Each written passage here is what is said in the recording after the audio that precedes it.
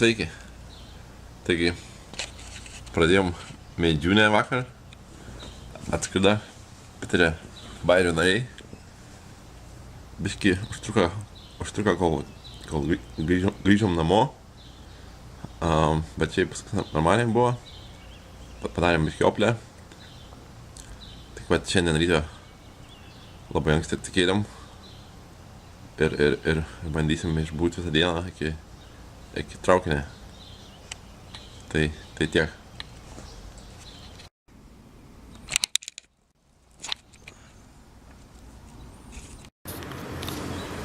Tai ir pirma naktis pasibaigė mūsų kelionės. Kelionė praėjo puikiai. Nustebino kelionės kokybė lėktuve. Pietai, vakarienė, šampanas. 8 valandų kelionė neprailgo. Tai ir pirma naktis pasibaigė mūsų kelionės. Kelionė praėjo puikiai.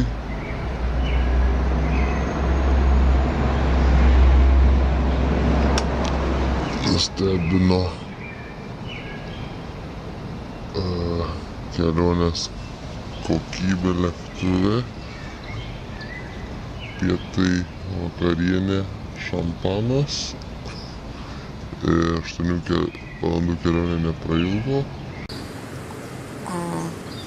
Miego netrūksta, nors tik tais 4 valandas miego. Bet štai 6 ryto mes jau pabudę ir eisim apžiūrėti Niujorko. Tai ir pirma naktis pasibaigė mūsų kelionės. Kelionė praėjo puikiai.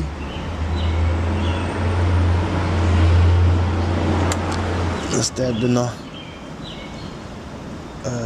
kelionės kokybė lėktuve.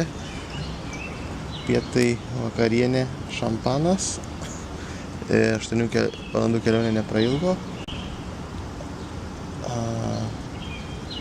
Miego netrūksta, nors tik tais 4 valandas miego. Bet štai 6 ryto mes jau pabudę ir eisim apžiūrėti Niujorko. Taigi, sveiki gyvi.